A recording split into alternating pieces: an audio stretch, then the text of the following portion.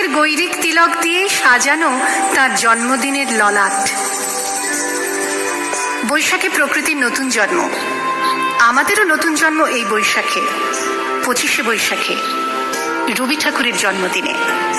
দেখতে হয় না ক্যালেন্ডার, জিজ্ঞেস করতে হয় না তারিখটা কবে, আগে থেকেই বুকের মধ্যে সাড়া ওঠে 25শে বৈশাখ আসছে, রবি ঠাকুরের জন্মদিন।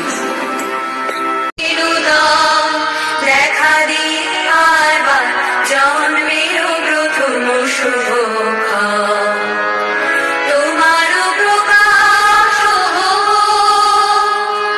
কুহেলিকা পরিউদ্ঘাটন সূর্যের মতো, তোমারও বিনোদন দেখা দিই আবার জন্মের প্রথম শুভক্ষণ।